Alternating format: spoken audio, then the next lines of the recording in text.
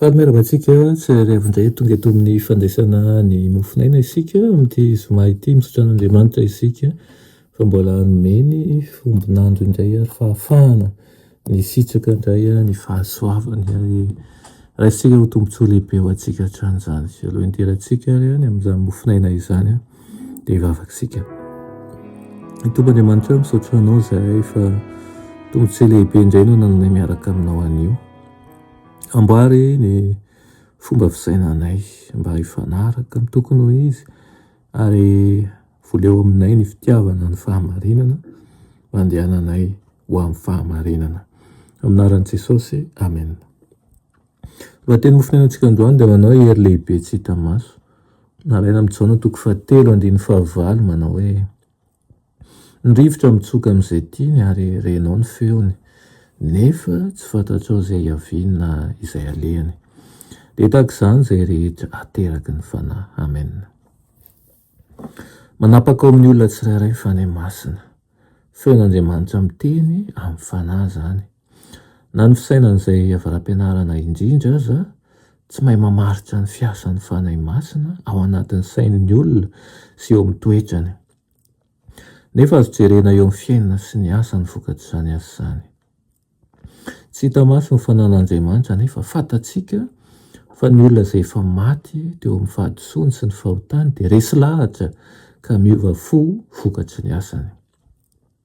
Tonga hiendy ireo adala sy nani, mibebaka amin'ny elony ireo mafy fo ary manjary mino ny tsy nanam-pinoana. Ny mpiloka sy ny mpomamo ary ny ratsy fitondran-tena dia tonga mendrika sy mahonogno tena ary madio. Manjery mahalemy fanahy tahaka ny Kristy ireo mpikomy sy mafiatoka. Azontsika antoka fa nanova tanteraka ny olona anankiray ny hery mahova amin'ny Andriamanitra rehefa hitantsika eo amin'ny toetran'ireo fiovan'ireo.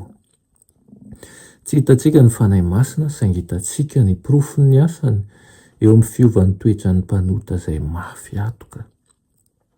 Toy ny tafio-drivotra mitsoka mafy ka manetsiketsika ny hazo avo ary mandavo azy no fiasan'ny fanahy masina eo am-pon'ny olona ary tsy misy olombelona mety maty afaka mametra an'izany fiasan'Andriamanitra izany. Tsy hita maso izay manao ny asa fa hita kosa ny vokatry ny asa. Ireo izay tsy nandeha fotsiny fa manatanteraka ny asan'i Kristy dia mampiseho eo amin'ny toetrany ny fiasan'ny fanahy masina.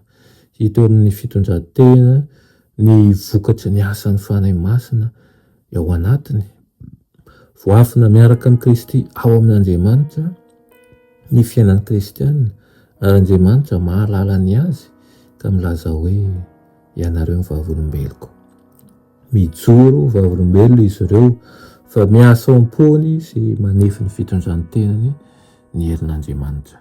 Farany aoka ho tsarovintsika mandrakariva fa fantsona manaparika ny herin'ny fanahy masina ireo izay mifandray amin'Andriamanitra ary iseho amin'ny fitondran-tena ny fiainana izay ao anaty.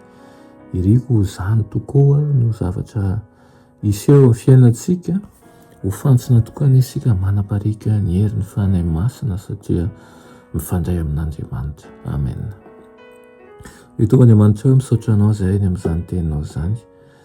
Tompo ampianaro izahay mandeha amin'ny alalan'ny fanahinao masina, atsapa ihany koa ny fisiany hiny tokoa fa miasa ao anatinay ny fanahy masina ary handeha tsy hametra an'izany fanahy masina izany fa hamela azy asa malalaka amin'ny fiainanay.